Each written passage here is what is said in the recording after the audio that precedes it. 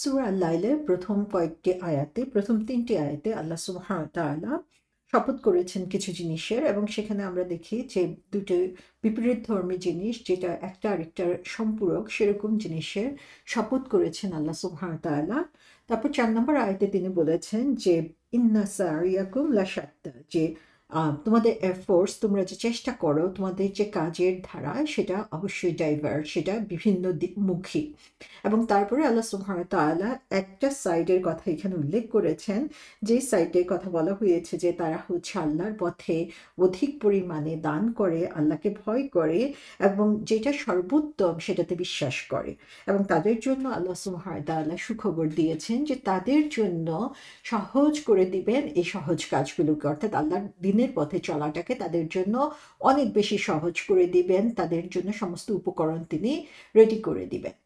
৮ নম্বর আয়াত থেকে আমরা দেখি যে বিপরীতধর্মী আরেকটা গ্রুপের কথা এখানে বলা হচ্ছে, এবং সেই গ্রুপের কথা বলতে যেয়ে আল্লাহ বলছেন ওয়া আম্মা মান বাখিলা ওয়াস্তাগনা, আর যে কৃপণতা করে ও বেপরোয়া হয়। তাহলে এখানে আমরা দেখছি প্রথম যে গ্রুপটার কথা বলা হয়েছে সেই গ্রুপের ঠিক অপোজিট কাজ এখানে বলা হচ্ছে।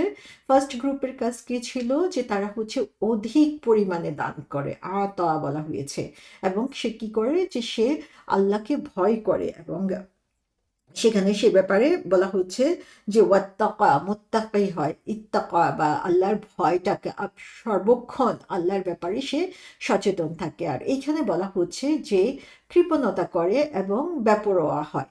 তাহলে এখানে যে শব্দটা ইউজ করা হয়েছে ওয়া আম্মা, অ্যাজ ফর, এবং যদি তার কথা বলতে যাওয়া হয় মান, হোয়েভার, যে বাখিল, যে হচ্ছে কৃপণ। বাখিলা শব্দের অর্থ হচ্ছে যে জমা করে রাখে, সম্পদকে পুঞ্জীভূত করে রাখে, তাকে হচ্ছে বাখিল বলা হয়ে থাকে।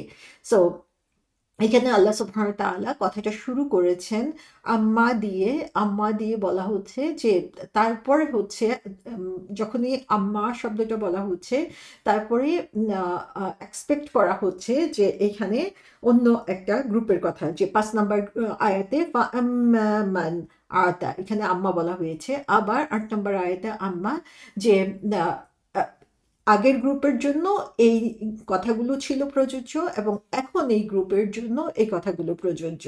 সো আল্লাহ সুবহানাহু ওয়া তাআলা প্রথমে যে গ্রুপটার কথা বলেছেন সেই গ্রুপের বিপরীতে এখন যে গ্রুপটা আমরা দেখছি, যে এই গ্রুপের লোকেরা শুধু যে নিজেরা খুব চিপ বা সস্তা সেরকমও না, সে বাখিল, সে হচ্ছে কৃপণ তার সম্পদ খরচ করার ব্যাপারে, এবং সে শুধু নিজেই খরচ করে না এরকম না, বরং অন্যকে খরচ করতে বলার ব্যাপারেও সে অনেক বেশি চিপ।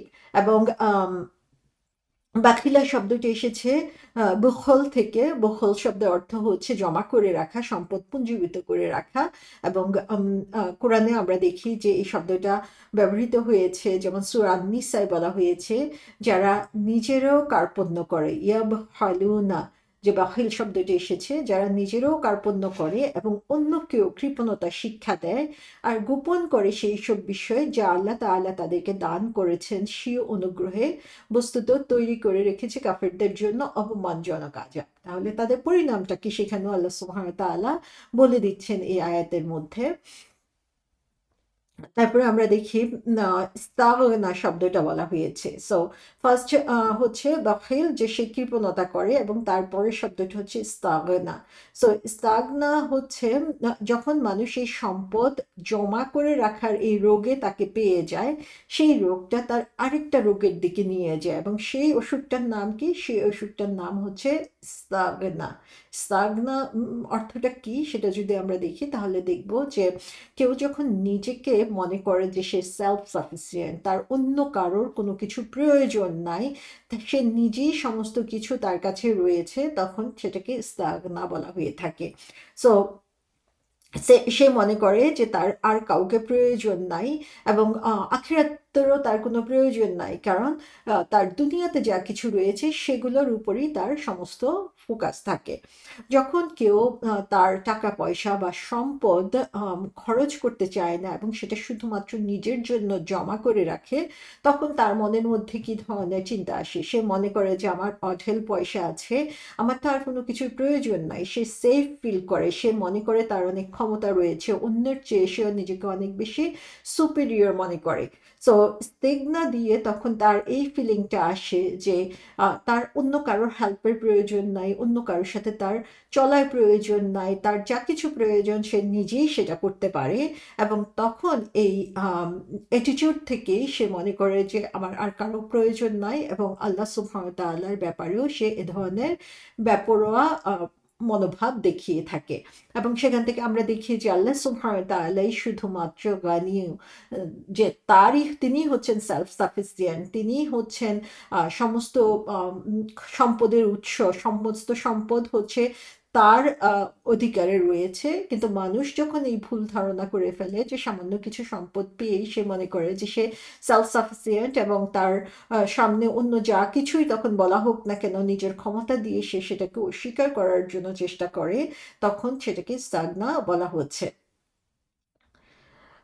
এভাবে মানুষের মধ্যে হচ্ছে এক ধরনের আত্মম্ভরিতার জন্ম হয়। সে নিজের সম্পদের উপরেই হচ্ছে সমস্ত সমস্ত কিছু তার এই সম্পদটা দিয়ে সে যাচাই করা শুরু করে, এবং যার ফলে যেটা হয় সেটা হচ্ছে যে সে সঠিক পথটা থেকে বিচ্যুত হয়ে যাচ্ছে, এবং তার সম্পদের উপর নির্ভরতার কারণে সে অন্যদের থেকে নিজের মুখটাকে ফিরিয়ে নিচ্ছে, এবং মানুষের ব্যাপারেও সে বেপরোয়া ভূমিকা সেখানে অবলম্বন করে। এই আয়াতের ব্যাপারে ইবনে আব্বাস রাদিয়াল্লাহু আনহু বলেছেন যে সে হচ্ছে কৃপণ তার সম্পদের ব্যাপারে, এবং তার নিজেকে সে মনে করে যে তার যে রব বা মাবুদ বলে কেউ রয়েছেন যিনি হচ্ছেন সর্বোচ্চ ক্ষমতাশীল, তার ব্যাপারে সে বেপরোয়া হয়ে যায়। এবং এই আয়াতটার ব্যাখ্যা তিনি এভাবে করেছেন। রাসূল সাল্লাল্লাহু আলাইহি সাল্লাম বলেছেন যে কোন অসুখটা এরকম হতে পারে যেটা হচ্ছে কোনো ধরনের আরোগ্য বা কোনো ধরনের সেই রোগ মুক্তির সম্ভাবনা নাই, সেটা হচ্ছে কৃপণতা। আব্দুল্লাহ ইবনে আমর রাদিয়াল্লাহু আনহু বলেছেন রাসূল সাল্লাল্লাহু আলাইহি সাল্লাম থেকে যে তোমরা কৃপণতার ব্যাপারে সাবধান হও, কারণ এটা তোমাদের আগে যারা এসেছিল তাদের অনেককেই এটা ধ্বংস করেছে। এবং তাদেরকে তারা কৃপণ হয়েছিল, এবং কৃপণ হওয়ার কারণে তারা কি করেছে, তাদের আত্মীয়তার সম্পর্ক তারা নষ্ট করেছে, এবং তারা হচ্ছে বিভিন্ন ধরনের খারাপ কাজের মধ্যে নিজেকে নিমজ্জিত করেছিল। তাহলে এখানেও আমরা দেখি যে এই কৃপণতার কারণে সে কি করেছে, যে অন্যদের থেকে নিজের সম্পর্কটাকে বিচ্ছিন্ন করে নিয়েছিল, এবং নিজেকে নিয়েই নিজে যেই খুশি হওয়ার কথা যে নিজের অবস্থানে সেটাতেই সে খুশি হয়ে গিয়েছিল। সো এই কৃপণতার কারণেই দেখা যায় যে মানুষ থেকে যেমন নিজেকে দূরে সরিয়ে নেয়, তেমনি আল্লাহ থেকেও নিজেকে দূরে সরিয়ে নেয়। এবং তাহলে এই কৃপণতার যেই আরোগ্য বা কৃপণতার যেই রিমেডি হওয়ার কথা সেটা কি হতে পারে, যে একজন মানুষ রিয়েলাইজ করা যে তার যে গরিব ভাই বোন রয়েছে তারও আসলে দিনের ক্ষেত্রে তার ভাই বোন, সেখানে সে গরিব বলে তাকে দূরে সরিয়ে দিবে, তার থেকে মুখ ফিরিয়ে নিবে, এটা কখনোই একজন মুসলমানের উচিত না। এবং সাথে সাথে তার এটাও চিন্তা করতে হবে যে এই যে সম্পদ তার কাছে এসেছে সেই সম্পদটা আল্লাহ সুবহানাহু ওয়া তাআলা তাকে দিয়ে ফেভার করেছেন, এবং আল্লাহ যেমন তাকে ফেভার করেছেন তারও উচিত তার আশেপাশে যারা এই সুযোগটা পায় নাই তাদের প্রতি ফেভার করা। এবং যখন সে এটা করবে, যখন সে জেনারাস হবে, তখন সে এই অসুখটা থেকে নিজেকে মুক্ত করতে পারবে। এই যে বেপরোয়া যে মনোভাব তার মধ্যে, সেটা থেকে সে নিজেকে দূরে সরিয়ে রাখতে পারবে।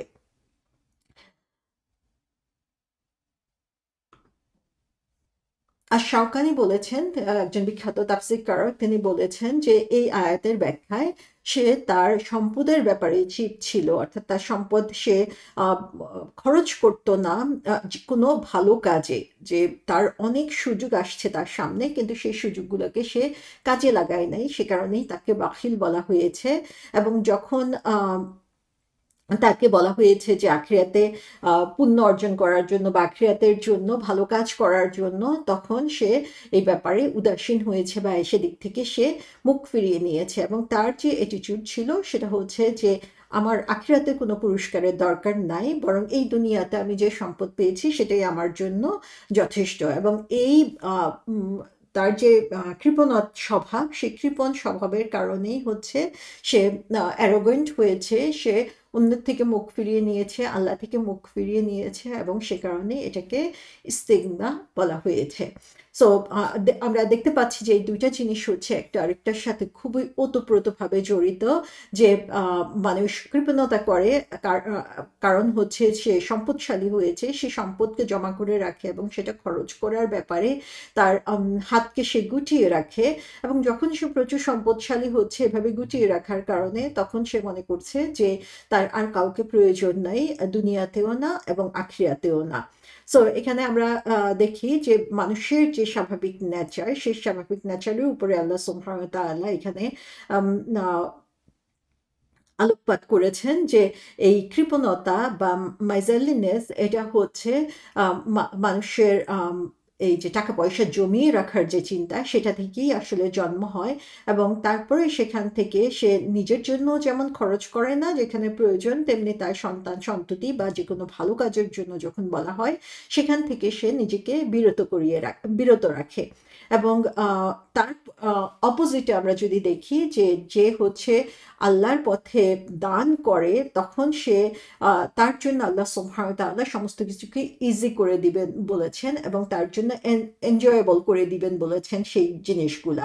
যখন সে কোনো ভালো কিছুর জন্য আসলে দান করছে, তখন আমরা দেখি যে অল্প কিছু আমরা যদি কোথাও কন্ট্রিবিউট করতে পারি, আপনা আপনি কিন্তু আমাদের মনটা ভালো হয়ে যায়। কিন্তু যে বাখিল, যে হচ্ছে কৃপণ, সে হচ্ছে এই ধরনের ফিলিংস থেকে বঞ্চিত থাকে এবং সে হচ্ছে সমস্ত গুডনেস বা সমস্ত ভালো কিছু থেকেই নিজেকে বঞ্চিত করে এর মাধ্যমে।